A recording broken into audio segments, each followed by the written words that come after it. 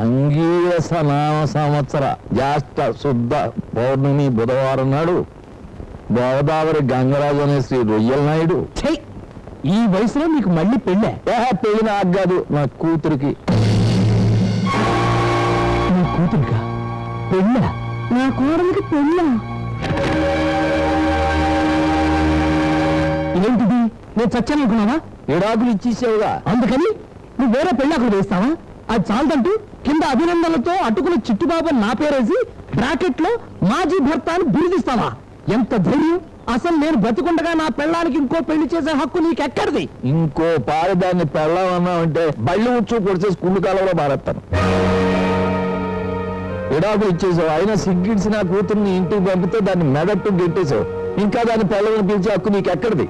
నిజమే, నువ్వు రిజర్వేషన్ చేయించుకున్నా ఆ బండి ఎక్కకుండా టికెట్ క్యాన్సిల్ చేసుకున్నావు.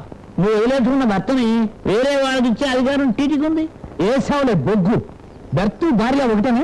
బెర్త్ ప్యాసింజర్ ప్రాపర్టీ, భార్య నా పర్సనల్ ప్రాపర్టీ.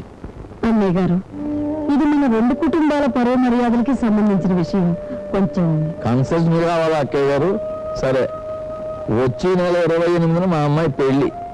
ఈలోగా మీ ఓడు జమకట్టవలసిన సొమ్ము జమకట్టేస్తే ఏది ముహూర్తానికి 1 నిమిషం ముందు జమకట్టినా సరే నా కూతురు మీ కోళ్ళైపోద్ది, లేదా శుభయాత్ర ప్రకారం పెళ్లి జరిగిపోద్ది. అదండి విషయం. వీళ్ళ పనులు చూసుకోండి. చెస్ కాళ్ళగా బాడేంటి, కడిగేసుకో, గచ్చిపోడేది.